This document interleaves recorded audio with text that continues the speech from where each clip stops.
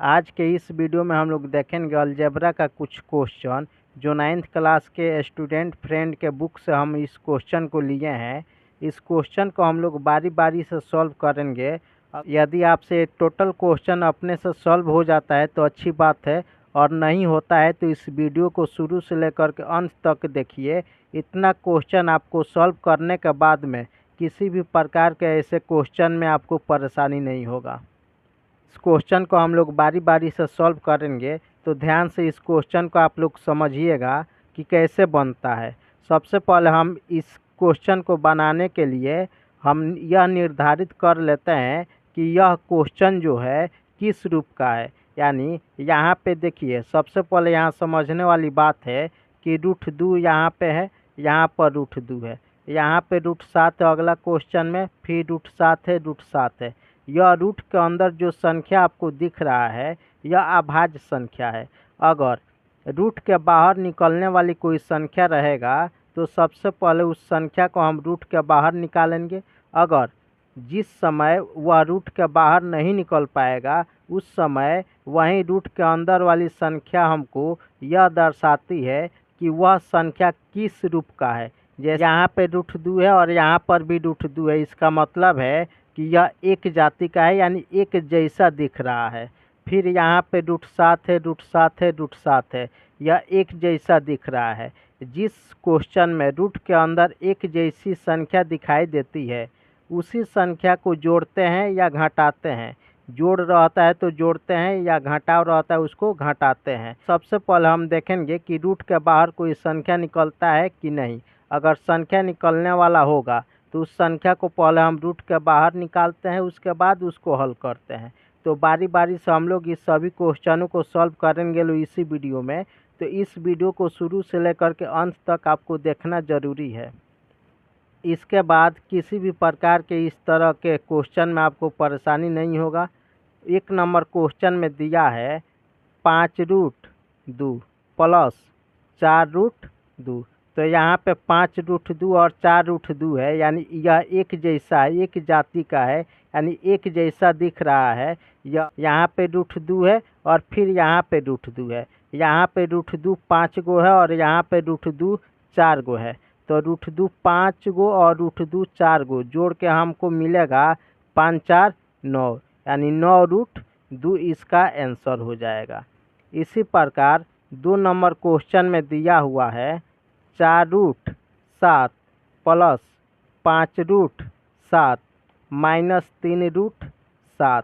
अब प्लस वाला को एक साथ जोड़ेंगे, माइनस वाला एक और यहाँ पे संख्या रहता है। जैसे मान लीजिए कि यहाँ पे हम माइनस में 2√7 लिख देते हैं, तो माइनस वाली संख्या को एक साथ जोड़ते और प्लस वाली संख्या को एक साथ। तो प्लस में 4√7 है और प्लस में 5√7 है, और माइनस में 3√7 है, माइनस में 2√7 है। तो प्लस वाली संख्या को एक साथ जोड़ेंगे तो 4 गो 5 गो 9, यानी 9√7 हो गया। यह प्लस में ही रहेगा क्योंकि प्लस वाली संख्या को हम जोड़े हैं। और यहाँ पे माइनस में 3√7 और माइनस में 2√7 है, तो माइनस वाली संख्या को एक साथ जोड़ेंगे, यानी -3×2 5, 5√7 हो गया। अब यहाँ पे देखिए यह प्लस में हो गया और यह माइनस में। अब प्लस वाला ज़्यादा है, माइनस वाला कम है।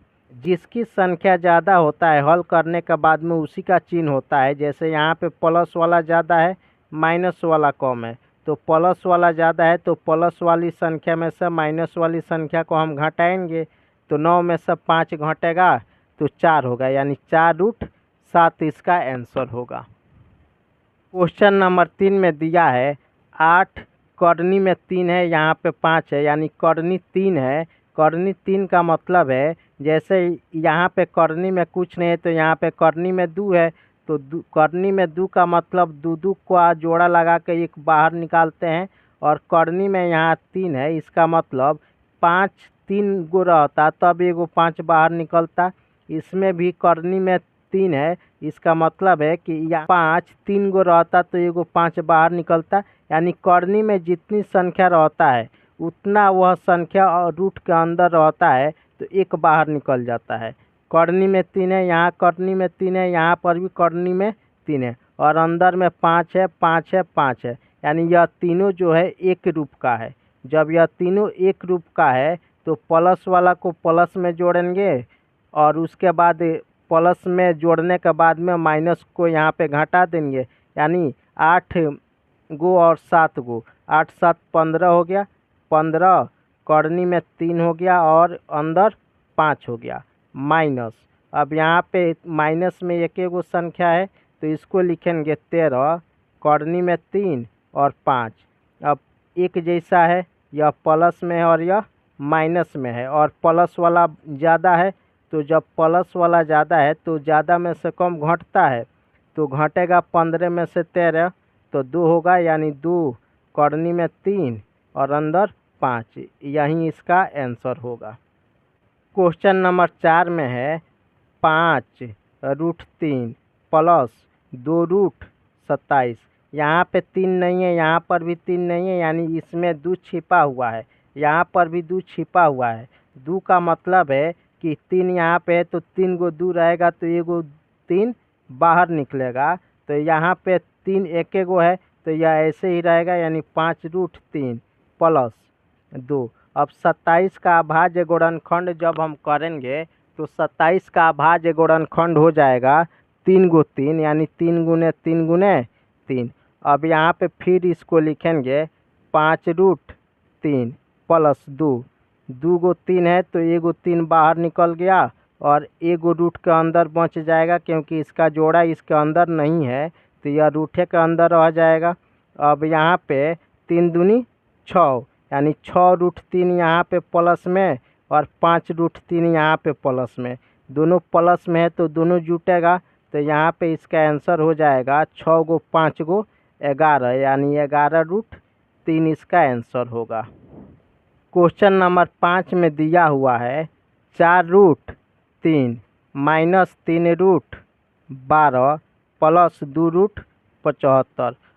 यहाँ पे देख रहे हैं कि रूट के अंदर 3 है जो अभाज्य संख्या है, यहाँ पे रूट के अंदर 12 है जो अभाज्य संख्या नहीं है, रूट के अंदर 75 है, ये भी अभाज्य संख्या नहीं है। तो सबसे पहले जो अभाज्य संख्या नहीं है तो इसका अभाज्य गुणनखंड करके इसको सॉल्व करेंगे, तो यहाँ पे 4√3 माइनस 3, 12 का अभाज्य गुणनखंड करेंगे तो 2 गुने 3, 2 दूनी 4 तय 12, 12 हमको प्राप्त हो गया, प्लस 2। अब रूट में 75 है तो इसका अभाज्य गुणनखंड जब करेंगे तो 3 गुने 5 गुने 5, यहाँ 3 5 15 5 75 हमको प्राप्त हो गया।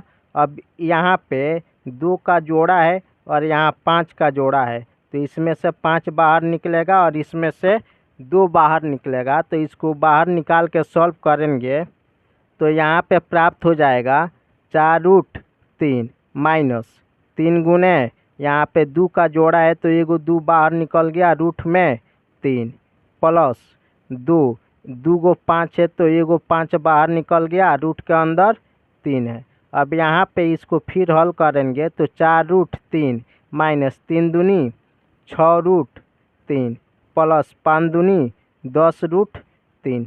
तो यहाँ पे यह प्लस में है और यह भी प्लस में है, तो प्लस वाला को एक साथ जोड़ेंगे, यानी 4 गो √3 प्लस में यहाँ पे है और 10 गो √3 प्लस में यहाँ पे है, तो 10 गो 4 गो 14 गो, यानी 14√3 प्लस वाला लिख दिए माइनस 6√3, यानी प्लस वाला ज़्यादा है माइनस वाला कम है, तो प्लस वाला में से माइनस वाला घटेगा तो 14 में से 6 घटेगा 8 होगा, यानी 8√3 इसका आंसर हो गया। क्वेश्चन नंबर 6 को अब हम हल करेंगे, तो क्वेश्चन नंबर 6 में है √8 प्लस √32 माइनस √2। अब 8 अभाज्य संख्या नहीं है, √32 भी अभाज्य संख्या नहीं है, तो इसको अभाज्य संख्या के रूप में तोड़ेंगे तो यहाँ पे 8 का अभाज्य गुणनखंड हो जाएगा 3 गो 2, यानी 2 गुने 2 गुने 2 प्लस 32 का अभाज्य गुणनखंड जब हम करेंगे तो प्राप्त होगा 2 गुने 2 गुने 2 गुने 2 गुने 2। अब 2 दूनी 4, 4 दूनी 8, 8 दूनी 16 दूनी 32, यानी 32 का अभाज्य गुणनखंड कर दिए -√2। अब जोड़ा लगा कर हम बाहर निकालेंगे तो ये दो का जोड़ा हो गया तो एगो 2 बाहर निकल गया। इसका जोड़ा नहीं है तो यह रूट में ही रहेगा प्लस। अभी इसका जोड़ा हो गया, फिर ये दोनों का जोड़ा हो गया तो इसके जोड़ा में से एगो 2 बाहर निकलेगा गुने ये दोनों के जोड़ा में से एगो 2 बाहर निकलेगा। अब इसका जोड़ा नहीं है तो इसको अंदर ही रखेंगे -√2। अब यहाँ पे देखिए तो प्लस में √2 यहाँ पे है, यहाँ पे 2 गो √2 प्लस में है और 2 दूनी 4, 4 गो √2 प्लस में, यानी 2 गो √2 और 4 गो √2, 6 √2 हो गया, 6 √2। अब यहाँ पे माइनस में एगो √2 है तो -√2। अब 6 गो में से एगो निकलेगा तो 6 में से एक निकला 5, यानी 5 √2 इसका आंसर हो जाएगा। यही इस क्वेश्चन का आंसर होगा। अब यहाँ पे 7 नंबर और 8 नंबर 2 गो क्वेश्चन है। इस दोनों क्वेश्चन को आपको सॉल्व करके कमेंट में आंसर बताना है, क्योंकि जब तक आप प्रयास नहीं करिएगा तब तक आपको कोई भी क्वेश्चन समझ में नहीं आएगा। इसको आप सॉल्व करके इसका आंसर कमेंट बॉक्स में ज़रूर बताइएगा कि ये दोनों क्वेश्चन का क्वेश्चन नंबर 7 का आंसर कितना आएगा और क्वेश्चन नंबर 8 का आंसर कितना आएगा। यह आपका होमवर्क रहेगा।